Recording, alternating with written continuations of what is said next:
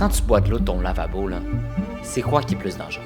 Le fluor ou quelque chose de beaucoup plus banal, mais invisible? Sur Internet, le fluor fait peur. C'est un sujet polarisant.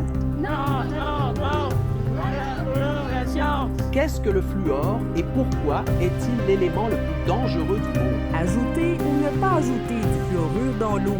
La question fait grand débat au Québec depuis les années 50. On dit que je protège tes dents et que je suis indispensable. Mais laisse-moi te dire la vérité. Fluoride being put in specifically to alter you physically, to make a physical change in you.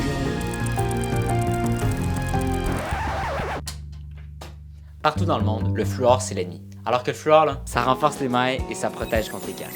Au Québec, on retrouve 0,7 mg de fluor par litre d'eau. C'est autant qu'une goutte dans une piscine. Alors que tout le monde se mêle du fluor, on oublie qu'il y a un autre truc dans l'eau. Le plomb. Le plomb, là, c'est pas ajouté à l'eau. Il vient des vieilles installations. À l'usine, là, il se passe rien à ton eau.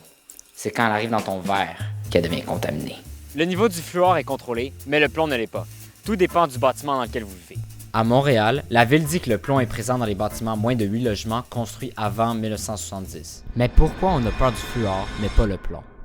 Parce que, le mot fluor, là, c'est un mot chimique, artificiel. Puis le mot fluor, ça sort surtout de la bouche des dentistes. Et quand on pense à dentiste, on pense à docteur, on pense à effets secondaires. Quand on voit quelque chose d'épeurant sur Internet, c'est très facile de se perdre dans une chambre d'écho. Plus on regarde du contenu choquant, plus le contenu choquant va nous être recommandé, ce qui va créer une loupe infinie de mauvaises idées qui vont lentement s'incruster dans notre tête. Et aujourd'hui, à cause de l'IA, c'est très facile de truquer l'œil. N'importe qui peut devenir n'importe quoi.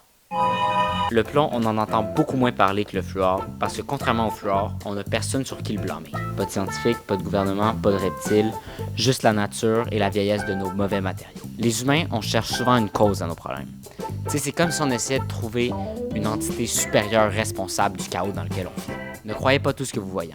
Assurez-vous que tous les faits qui vous sont montrés ont été bien cités scientifiquement. Je vais faire mon devoir d'enquêteur et vous montrer toutes les sources qui m'ont été utiles lors de cette recherche.